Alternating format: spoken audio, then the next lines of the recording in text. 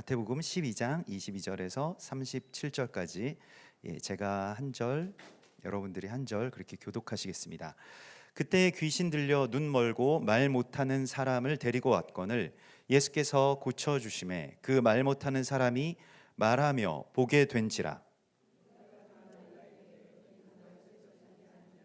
바리새인들은 듣고 이르되 이가 귀신의 왕 바알세불을 힘입지 않고는 귀신을 쫓아내지 못하느니라 하거늘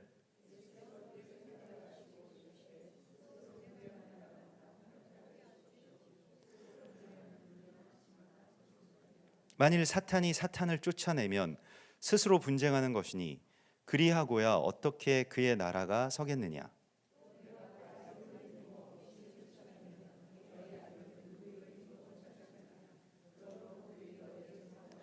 그러나 내가 하나님의 성령을 힘입어 귀신을 쫓아내는 것이면 하나님의 나라가 이미 너희에게 임하였느니라.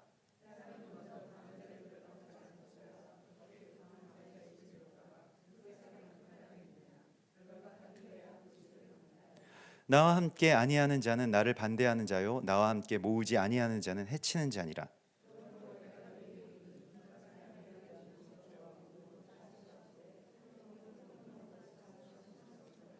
또 누구든지 말로 인자를 거역하면 사하심을 얻되 누구든지 말로 성령을 거역하면 이 세상과 오는 세상에서도 사하심을 얻지 못하리라.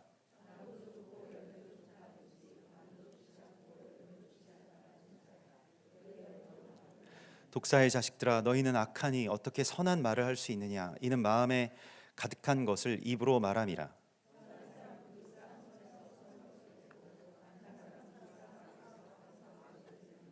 내가 너희에게 이르노니 사람이 무슨 무익한 말을 하든지 심판날에 이에 대하여 신문을 받으리니 내 말로 의롭다함을 받고 내 말로 정죄함을 받으리라.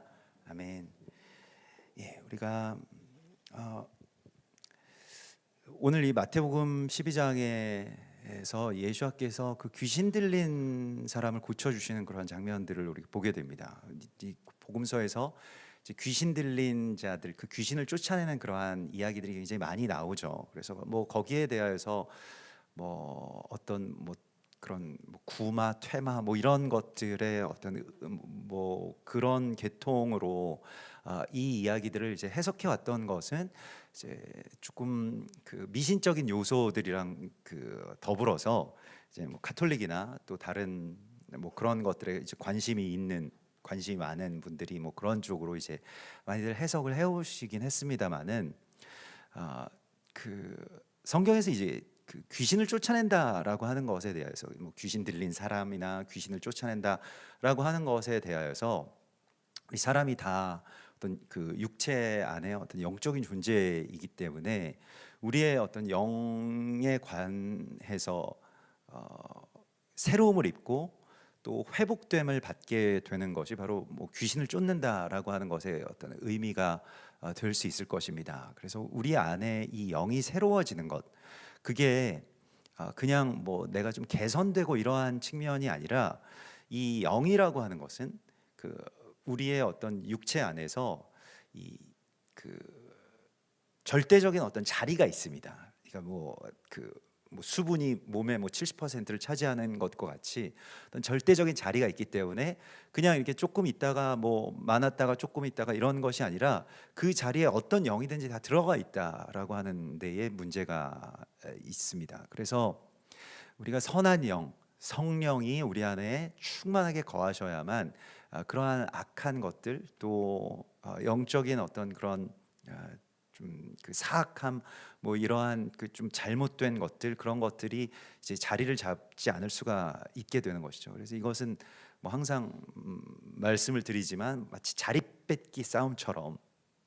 이 뒤에도 뭐 오늘 본문에 속하지는 않았습니다만은 뒤에도 이어지게 되죠. 그래서 예수께서 그 귀신을 쫓아내는 이야기들을 계속 말씀을 하시면서 그냥 집이 청소된다고 해서 이게 되는 일이 아니다라고 말씀을 하십니다.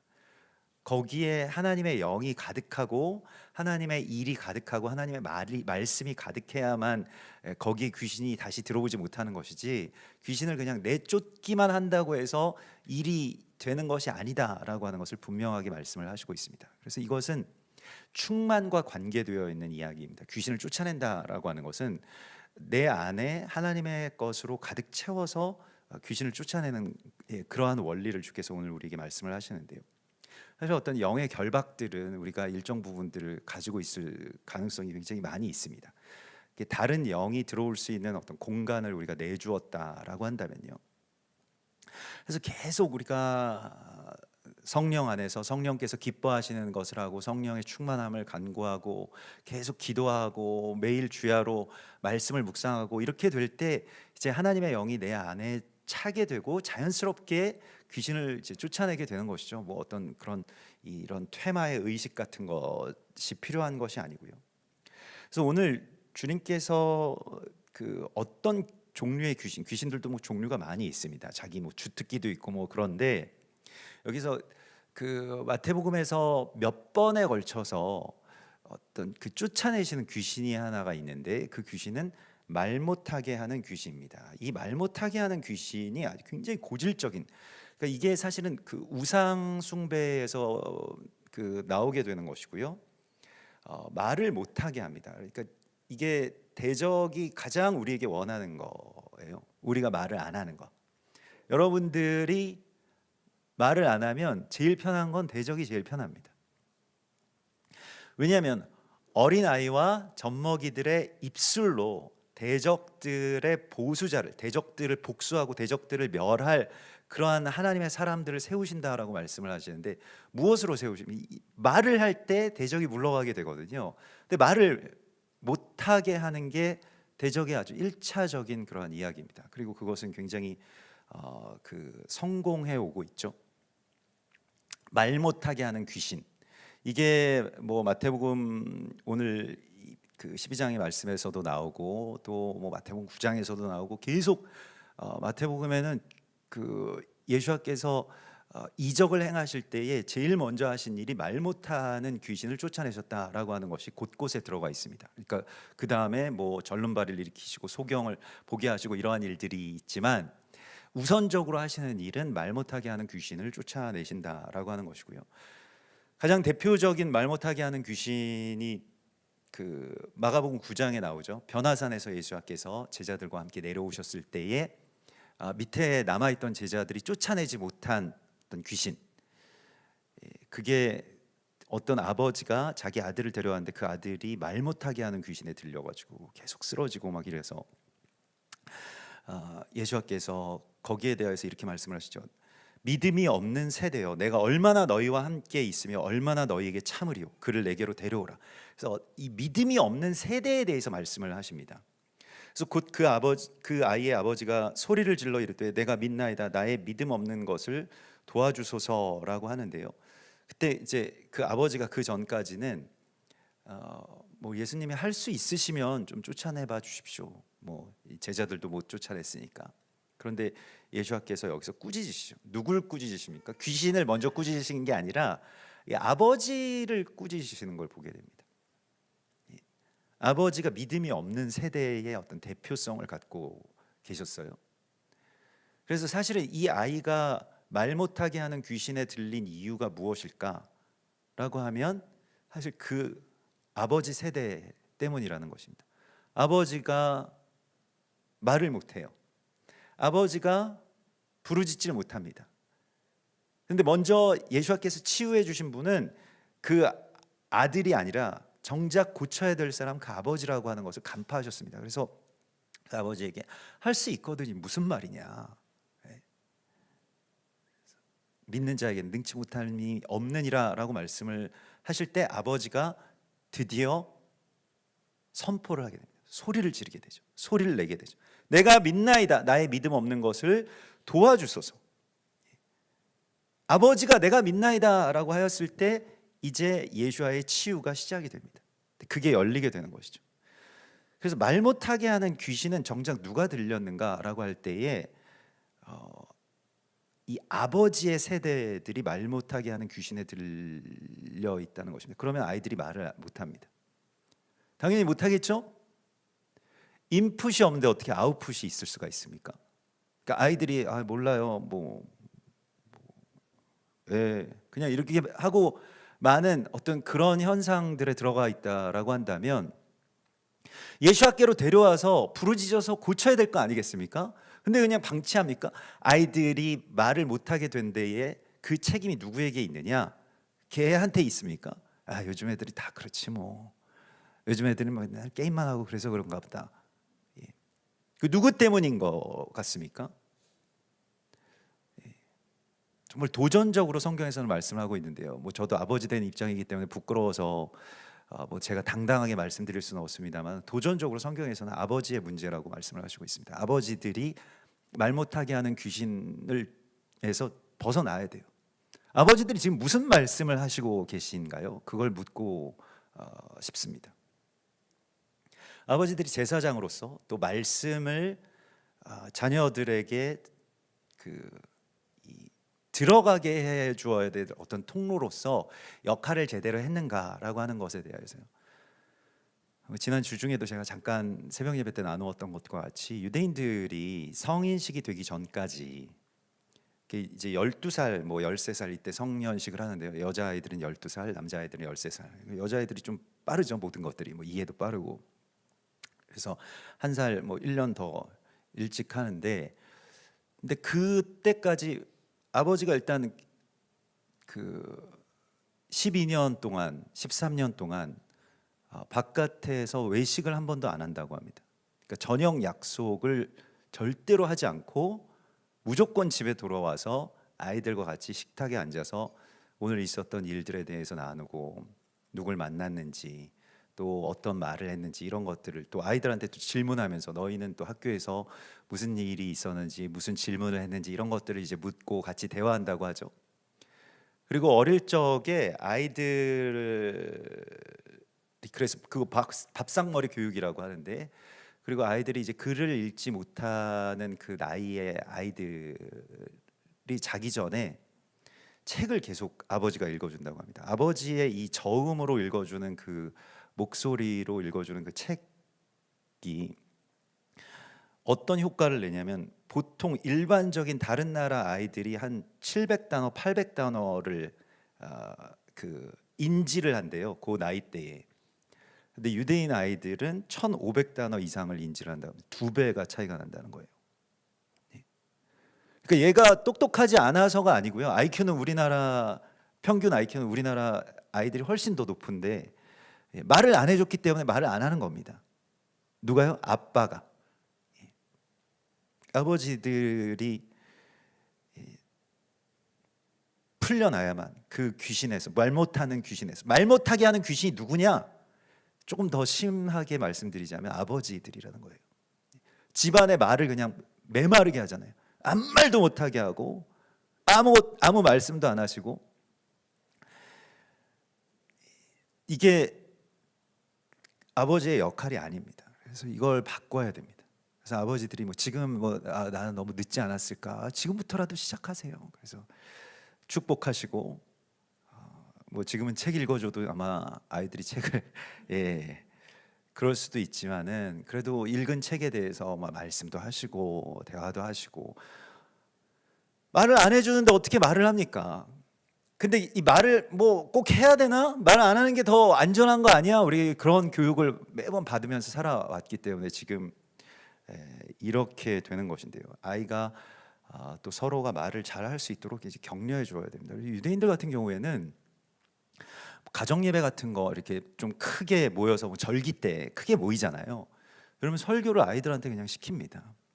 그래서 아이들이 설교하게 하고, 뭐 요즘에 오펜하이머 뭐 그 영화도 화제인데, 오펜하이머 아버지가, 그 오펜하이머는 다 유대인인데, 아버지가 오펜하이머 어렸을 때부터 이제 천재긴 천재인데, 뭔가 이렇게 그 학술지 같은 것에 이제 조그만 어떤 소논문 같은 거를 아이가 이제 써가지고 발표를 했는데, 그게 굉장히 화제가 됐었대요. 어린 시절입니다. 한 12살 고 무렵에. 그래서 근데 이제 걔가 어린아이라는 걸 모르고 그냥 이 오펜하이머라는 이름으로 이제 했기 때문에, 나중에 그 아버지인 줄 알고 아버지에게 연락이 온 거예요. 그래서 어디서 좀 세미나를 하는데, 이게 너무 인상적인 어떤 지구 광물에 대한 어떤 그러한 거였는데, 그래서 인상적인 내용이어서 한번 와서 강의를 해줄 수 있겠냐. 그러니까 아버지 오펜하이머가 갔답니다. 그래서 어린 아들을 데리고 이제 손잡고 갔는데, 그래서 저 분은 왜 저렇게 어린애를 데리고 이렇게 막 박사 과정 뭐 전공생들 뭐 교수들 막 모여 있는 이 세미나 자리에 이렇게 왔는가라고 해서 그 명문대 어떤 세미나실 그 강의실에서 이제 사람들이 막 보고 있는데, 강의가 시작되니까 아이가 올라가서 강의를 하더라는 것이죠. 그래서 이 아이가 바로 그 오펜하이머, 저는 아버지 오펜하이머인데 이것은 예입니다라고 해서 그때부터 뭐 강의를 하기도 하고 그랬다라고 하는데요. 그렇게 말을 하는 것에 대하여서 잘 격려해주고 재밌어해주고 또 포인트를 찾아서 감동해주고 또 공감해주고 이런 것들이 결국 이게 그 리액션이 액션을 만들어낸다는 건 아니겠습니까? 그러니까 아이들이 말을 하면 야 네가 뭘 알아, 야 그런 말 하지 마, 이렇게 그냥 무시하거나 그냥 뭐 듣는 둥 마는 둥 하지 말고 그래 너 생각이 되게 재밌다, 이런 식의 어떤 반응들이 굉장히 중요한 것입니다. 아버지들이 그런 반응들을 해주시나요? 예. 더 좀 요즘에는 그런 방청객들이 뭐 잘 안 보이긴 합니다만은 더 반응을 많이 해주셔야 돼요. 그래서 되게 공감해주고, 아이들이 뭐 어렵사리 어떤 말들을 하면 거기에 대해서 굉장히 감동해 주는 것이 이제 아버지로서 또 어머니로서 해야 될 일입니다. 그러니까 이거가 바로 말 못하게 하는 귀신을 쫓는 이야기예요. 합력해서 이 선을 이루라고 말씀을 하시고 있습니다. 여기에 대하여서 예수님께서는 이 말 못하는 귀신을 쫓아낼, 이런 종류의 귀신을 쫓아내려면 기도와 금식 외에는 방법이 없다라고 말씀을 하십니다. 그냥은 안 된다는 거예요. 그냥 뭐 다른 방법으로는 안 된다는 것입니다. 그래서 이게 금식한다라고 하는 것이, 물론 뭐 금식하시면서 이 일들을 하시면 참 좋겠지만은 목숨을 건다는 것이거든요. 그러니까 우리가 곡기를 끊는다라고 하는 거는 내 목숨을 내놓는다라고 하는 건 아니겠습니까? 그 정도의 어떤 각오가 있어야만이 이 일들을 하게 됩니다. 여러분 생각해 보십시오. 가장 바쁜 시기 아닙니까? 아이들 막 낳고 키우고 뭐 외부적으로도 뭐 사업을 하는 경우든 뭐 직장을 다니는 경우든 뭐 접대도 많을 거고 뭐 이런저런 일들이 많을 거 아니겠습니까?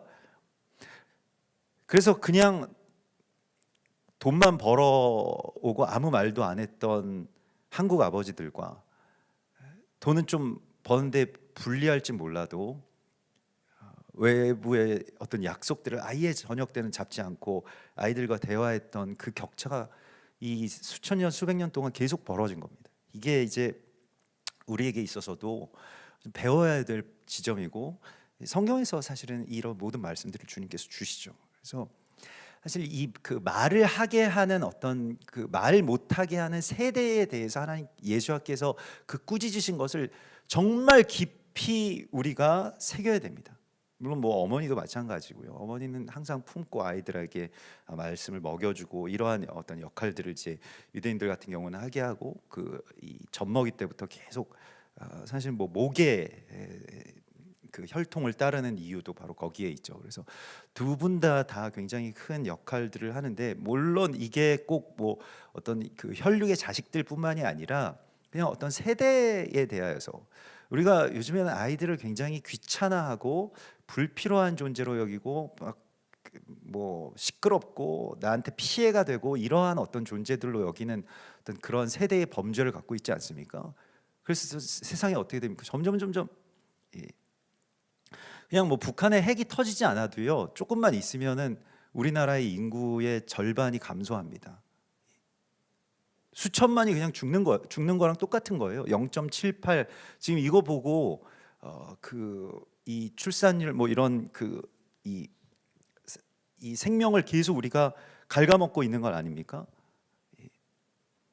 무엇 때문에 우리가 이렇게 살아가고 있는지에 대하여서 그 성경에서는 그래서 그게 꼭 육신의 자녀 뭐 이게 전체의 어떤 공동체와 이 마을의 책임, 또 이 나라의 책임, 교회의 책임이라고 주님께서 말씀을 하시고 있는 것이죠. 그래서 이거에 있어서 뭐 꼭 어떤 뭐 교육적인 관점에서 이것을 받아들이면 안 됩니다. 하나님의 나라를 세우는 데에 있어서, 자, 여러분들에게 이스라엘이 누구입니까? 그러니까 우리가 원유맨에 대해서 나누고 이스라엘에 대해서 나누는데, 우리에게 있어서 이스라엘은 어떤 혈통적인 저 멀리에 어떤 상징적으로 있는 이스라엘이 아니고요. 실제적으로 우리가 항상 매일같이 얼굴을 맞대면서 살아가는 우리 주변에 있는 작은 자들, 연약한 자들, 또 우리가 무시했던 사람들이 바로 이스라엘입니다.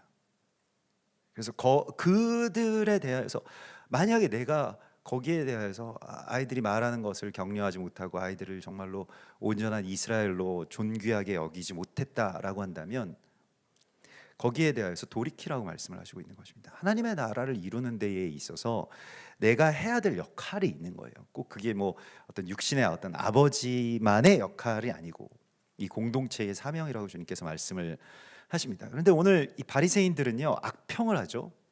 예수와께서 그 말 못하게 하는 귀신을 쫓아내니까 바리새인들이, 이것도 사실은 영적인 결박 때문에 이런 말들도 나오는 것인데요. 악한 영이 있기 때문에 악한 말이 나옵니다. 그러니까 바리새인들이 듣고 이르되 이가 귀신의 왕 바알세불을 힘입지 않고는 귀신을 쫓아내지 못하느니라. 이게 지금 하나님의 아들인 예수님에게 할 말입니까? 하나님의 아들인데 이 사람이 귀신을 쫓아내는 거는 바알세불, 귀신의 왕이기 때문에, 왕의 그 힘을 가져와서 귀신을 쫓아내는 것이다. 귀신들이 뭐 곧잘 이런 것을 하기도 한다고 합니다. 귀신들은 어떤 계급 사회이기 때문에 큰 귀신을 불러다가 작은 약한 귀신을 쫓아내고 뭐 이런 게 이제 그 무당들이 하는 뭐 그런 어떤 퇴마의 어떤 그러한 일들이기도 한데, 근데 이게 이제 일종의 이런 악담 같은 거, 악평 같은 것들이 왜 나오는가라고 하면 이 해석의 어떤 경박함에서 나오는 것이죠.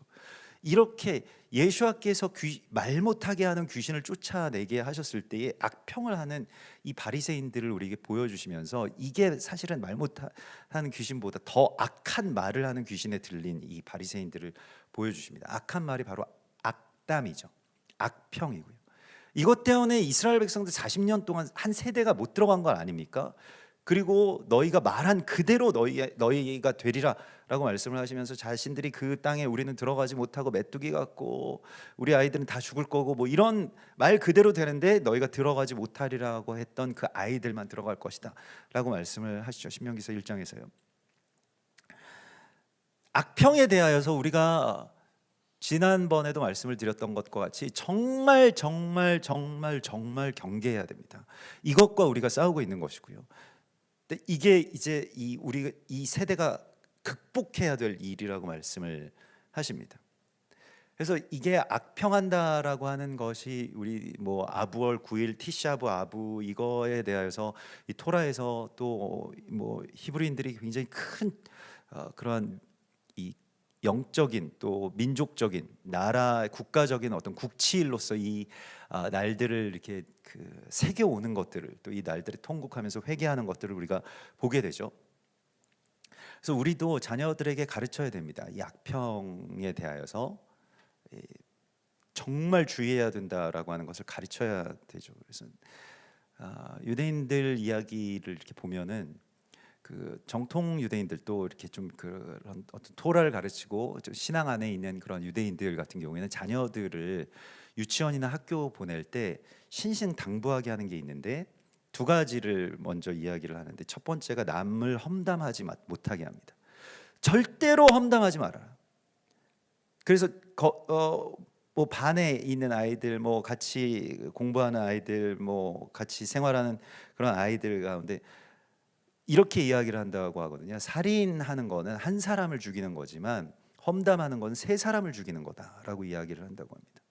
살인은 한 사람만 죽이지만 험담은 험담을 받은 사람, 또 험담을 같이 한 사람, 그리고 험담을 옆에서 말리지 않은 사람, 이렇게 세 사람을 죽이는 일이라고 하면서 끔찍하게 이걸 말린다는 거예요. 그래서 절대로 공동체 안에서 남을 험담하지 못하게 합니다.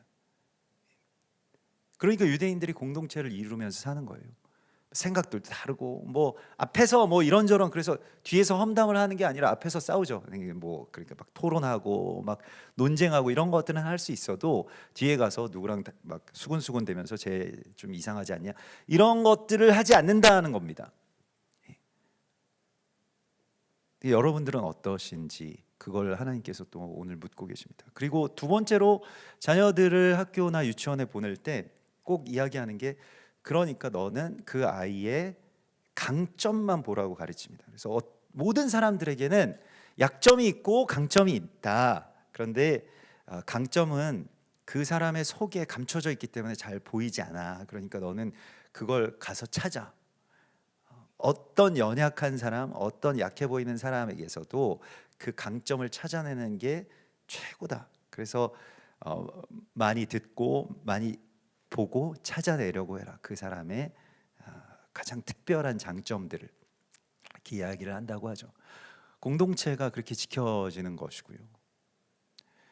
우리에게 있어서도 그래서 이게 결국에는 이 악평이라고 하는 것이 우리가 토라에서 배웠던 것과 같이 이게 모찌라라고 하는 이 험담이 메쪼라, 그게 나병이라고 하는 그 병의 이름과 같다라고 하는 것을 우리가 나누지 않았습니까? 그래서 악평한다라고 하는 말과 나병에 걸린다라고 하는 말은 꼭 같은 것입니다.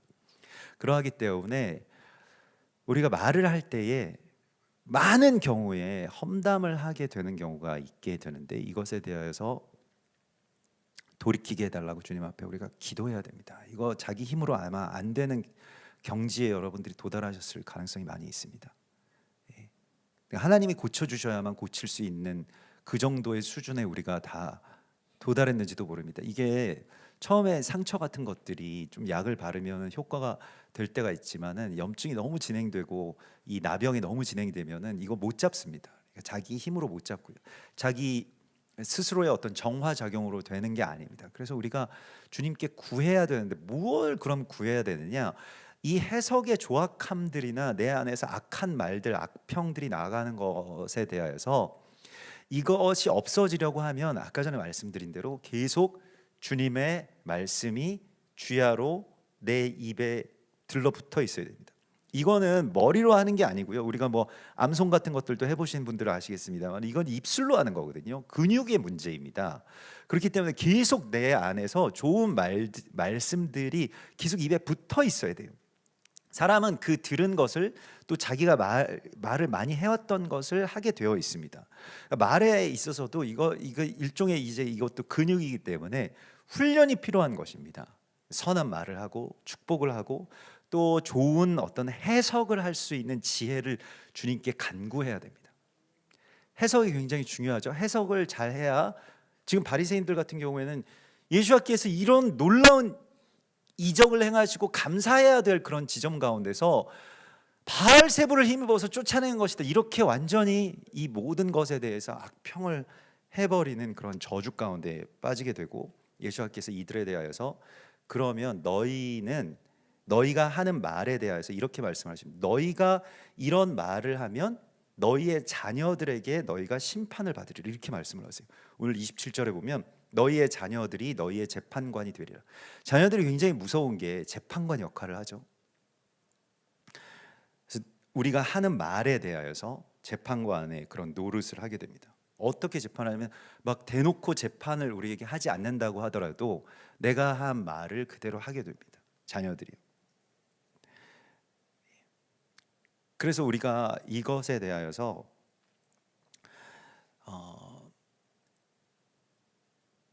하나님 앞에 정말로 선한 해석과 선한 말이 내 안에서 나오게 해달라고 우리가 간구해야 됩니다. 우리의 자녀들이 어떤 것에 대하여서도 사실은 이 해석이 문제거든요. 이게 어떤 같은 이야기라고 할지라도 정말 감사하게 또 선하게 이걸 해석하고 여기에 대하여서 말을 할 수 있는 그 힘을 우리 자녀들이, 그 일종의 은사인데 이걸 갖게 해달라고, 우리 자녀들뿐만이 아니라 우리 자신도 마찬가지죠. 이걸 받게 해달라고 주님께 우리가 구해야 됩니다. 이거 성령께서 우리 안에서 하시는 일이고요. 이거 지금 말씀드리는 것은 다 어떤 의지나 대화법에 대한 어떤 강의를 말씀드리는 게 아닙니다. 영에 관련된 이야기예요. 성령이 우리 안에 오셔야 이 말을 우리가 할 수가 있게 됩니다. 아무 말도 못하고 베드로 같이, 뭐 예수님 그 십자가에 달리시는 그날 그 새벽에 아무 말도 못하고 그 뭐 대제사장 그 하인의 앞에서도 아무 말도 못하고 막 도망가던 그 베드로가 어떻게 그런 담대한 설교들을 사람들 앞에서 할 수가 있었을까요? 성령이 임하셨기 때문이거든요. 성령이 임하시면 생명의 말이 나오게 되어 있습니다. 왜냐하면 성령은 그 말을 하게 하시는 영이기 때문에 그렇습니다. 성령의 여러 가지의 어떤 능력들이 있지만 성령은 말하게 하시는 영입니다. 그래서 고린도전서 12장 2절에서도 너희가 알거니와 너희가 이방인으로 있을 때에 말 못하는 우상에게로 끄는 그대로 끌려갔느니라. 우리가 전에는 그랬는데요. 그런데 그러므로 내가 너희에게 알리는 하나님의 영으로 말하는 자는 누구든지 예수를 저주할 자라 하지 아니하고 또 성령으로 아니하거든 누구든지 예수를 주라 할 수 없느니라. 성령이 우리 안에서 그 말을 하게 해주신다는 거예요. 마가복음 13장에서 예수께서도 이렇게 말씀하셨습니다. 너희가 미리 무슨 말을 할지 염려하지 말고 너희에게 주시는 그 말을 하라. 말하는 이는 너희가 아니요 성령이시니라. 내가 말이라고 하는 것이 내 안에서 그냥 내가 말한다라고 하는 그 단계를 넘어서는 성령이 내 안에서 말하시게 하는 그 단계로 들어오라고 하나님께서 말씀을 하시고 있는 것입니다.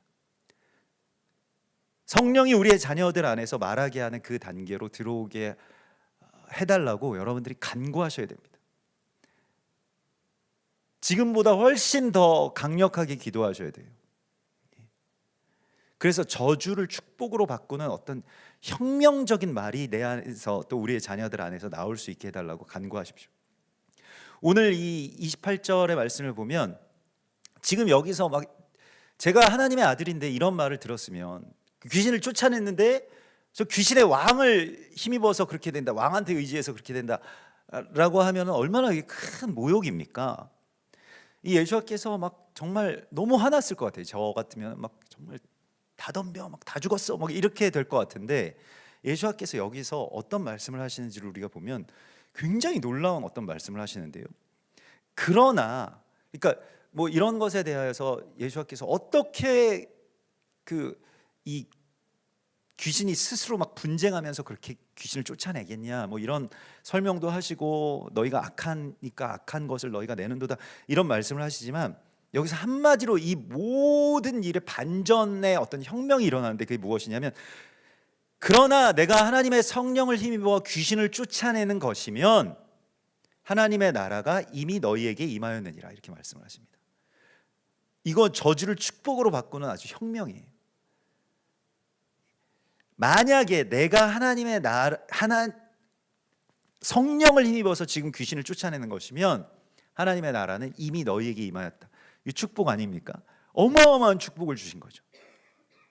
너희는 다 지옥불에 떨어질 거다 이렇게 말씀하셔야 될 그 상황 가운데서 하나님의 나라가 이미 너희에게 임하였느니라 라고 하는 말씀의 선포를 하시면서 반전을 이루세요. 하나님의 나라가 쫙 임해버리는 거죠. 그러니까 정말 원수 같은 사람들 아닙니까? 여러분들이 그런 말씀을 들었다고 생각해 보십시오. 야, 저 사람 뭐 그러면 정말 화날 건데 여기에서 하나님의 나라가 이미 우리에게 임하였습니다 라고 하는 걸 선포해요. 그러면 이 역사가 반전되는 것입니다.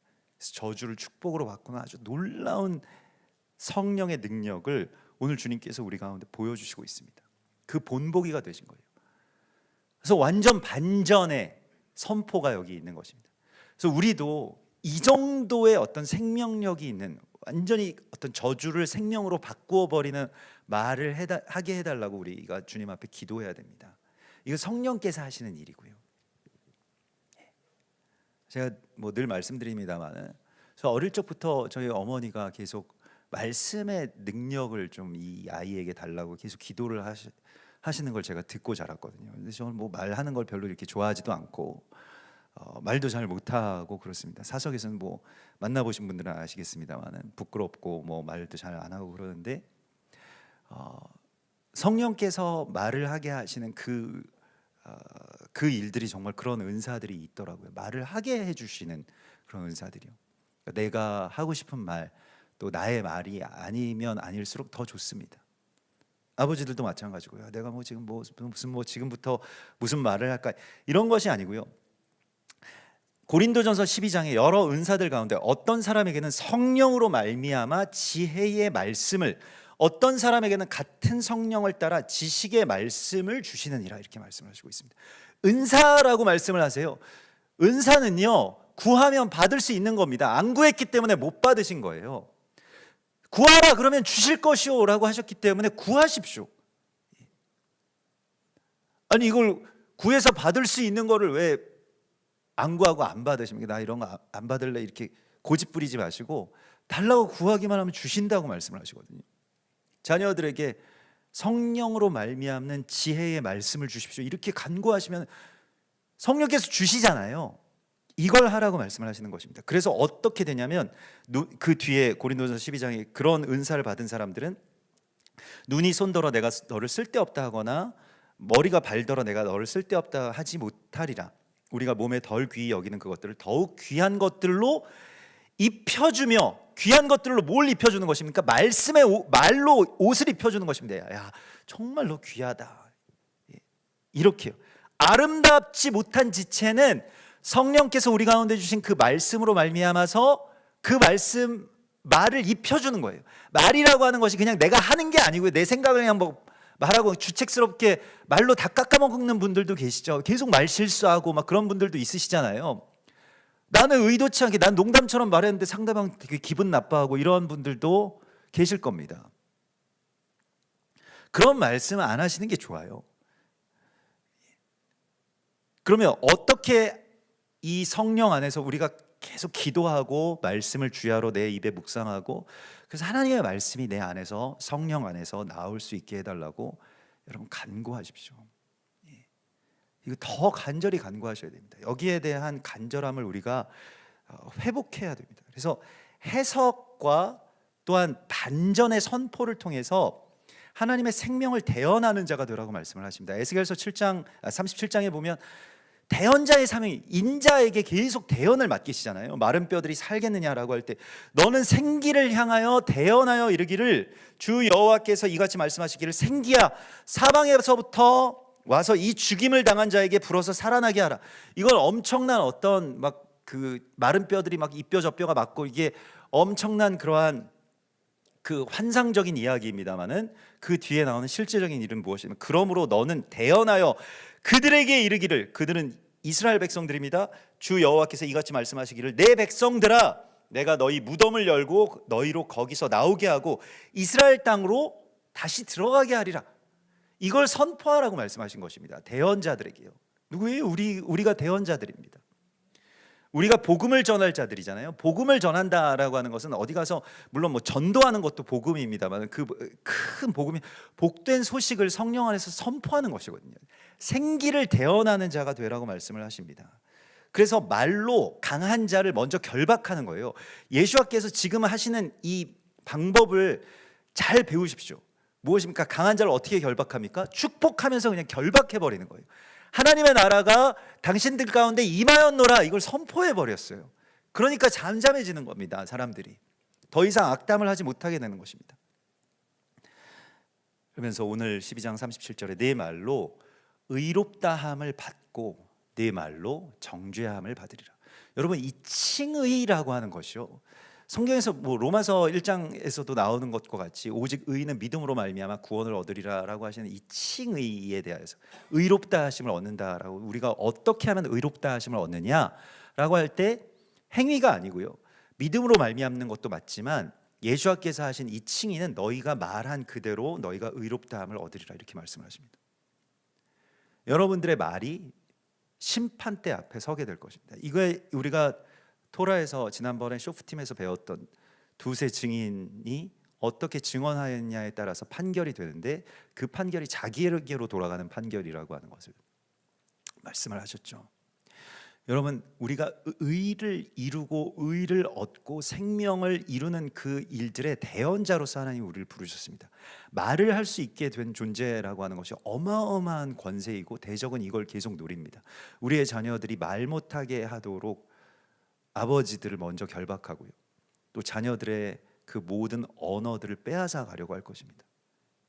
계속 이것만 보게 하고 아무 말도 안 하고 가끔 말하면 게임 얘기만 하고 남자아이들은 그렇고요. 여자아이들은 계속 아이돌 얘기만 하고 그러면 생명은 언제 누가 대언할 수 있을까요? 세상은 어떻게 되겠습니까? 마른 뼈들은 어디에서 지금 계속 구르고 있습니까? 대언자들이 침묵하면 대적이 날뛰기 시작합니다. 지금 이 세상이 그렇게 되고 있어요. 그래서 우리가 다시 입을 열어서 주님께 부르짖는 것부터 시작해야 됩니다. 아버지들부터 어머니들부터 부르짖기 시작해야 됩니다. 기도하면서 금식하면서 아이들에게 성령이 하시는 말씀의 은사를 달라고 여러분들 아주 강력하게 기도하십시오. 멈추지 말고 강력하게 여기에서 선포하면서 기도하라고 말씀을 하시고 있습니다. 그러면 여러분들의 아이들을 통해서 대적의 보수자를 세우시고 하나님의 나라가 다시 회복되는 그러한 반전이 이루어지게 될 것입니다. 그러나 내가 만일 하나님의 성령으로 말미암아 귀신을 쫓아내는 것이면 하나님의 나라가 이미 너희에게 임하였느니라. 이와 같은 정도의 큰 말의 혁명이 우리와 우리의 자녀들 가운데 있기를 주님의 이름으로 축원합니다.